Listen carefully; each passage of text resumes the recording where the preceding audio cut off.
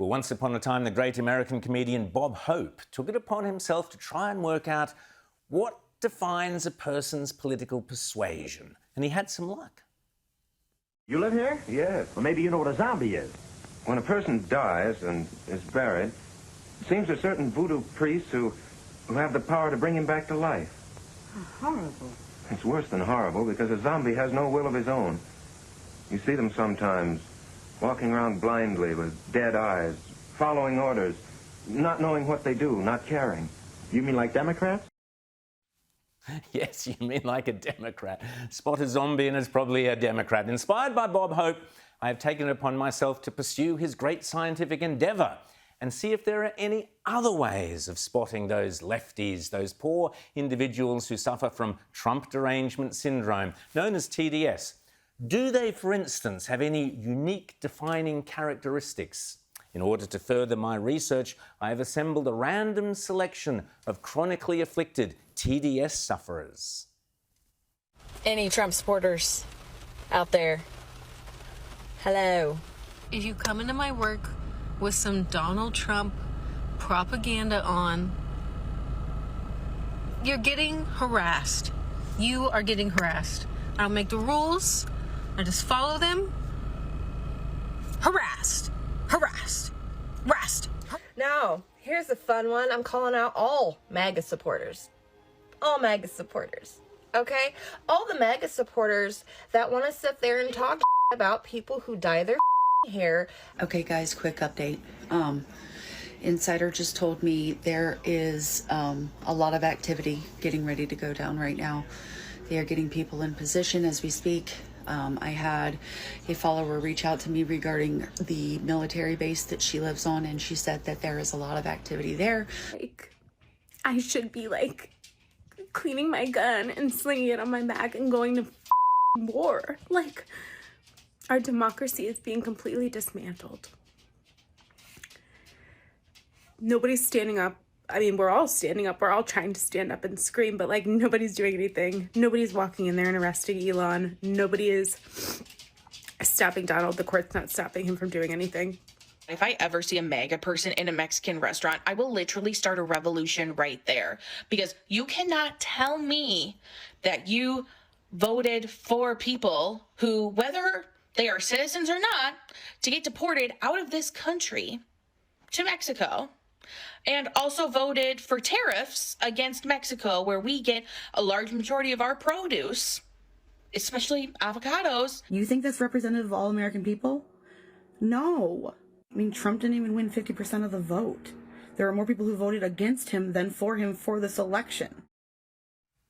Eureka! Did you spot it? I think I may have found the common denominator. This could make me famous. I'm going to call my discovery Dean's TDS diagnostic theory of nose rings and other facial piercings. Under my hypothesis, I hope to prove that the alloys and metals within cheap facial metal piercings leach into the bloodstream of an otherwise normal, healthy individual and thereby affect the frontal lobes known to harbour common sense and rational conservative thinking, creating incurable TDS. But let's go further. Can TDS be catching? Is it transferable? Let's go back to one of our earlier trial subjects. And I'm reading posts from, like, the National Park Service and the coalition that they have put together of the thousands of Park Service members that are ready to fight for our beautiful national parks.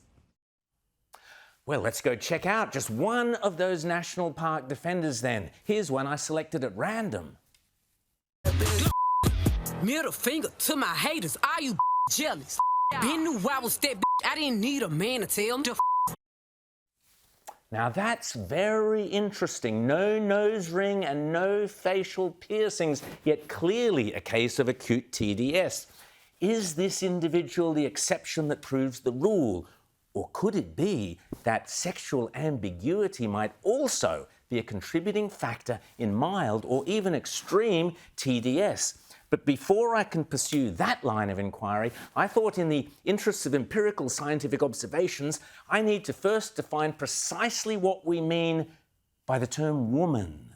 So what better place to go to assist my study into women than the Women's March this week on International Women's Day in New York City.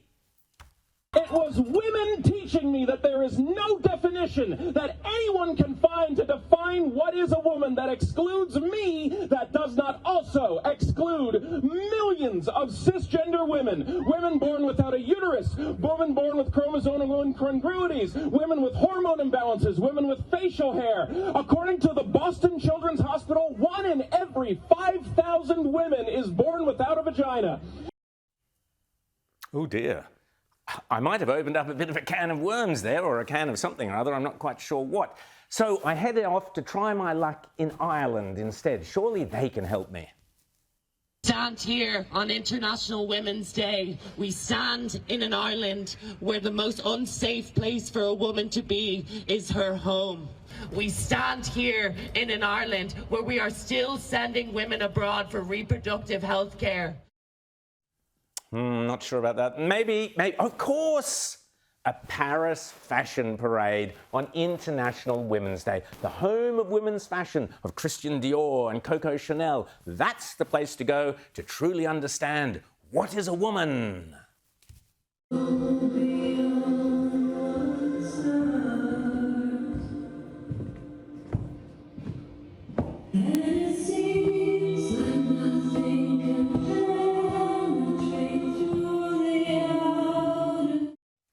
Zoot alors. Well, it might be safer to hit the streets instead. Let's check out the Women's March in Paris on International Women's Day, La Journée Internationale de la Femme, to discover what is a woman. What?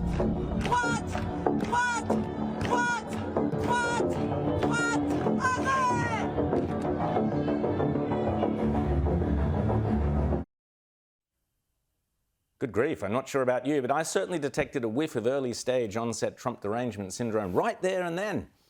But back to my initial thesis regarding facial piercings and acute TDS.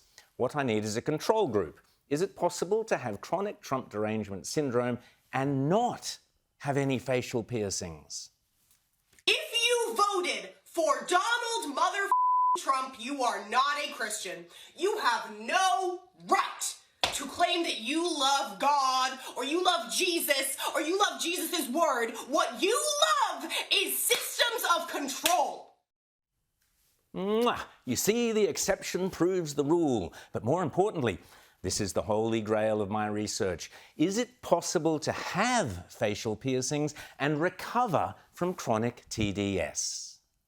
The reason I am so critical of the Democratic Party right now is because I literally just left it, just like a lot of other people. I was a bleeding heart liberal like all of you. I mean, blue hair and everything. I mean, believe me, I have plenty of pictures proving that I was all in. If you would have asked me a year ago, I would have said there is no way in hell I will ever vote for Donald Trump. Oh my goodness, could this be patient ground zero? Could there be a cure for TDS even if you do have a nose ring?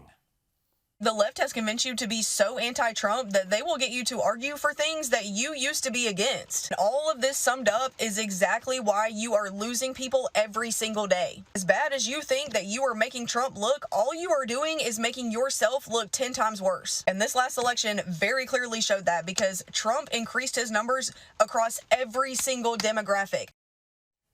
Well, it looks like my Nobel Prize for scientific research is secure.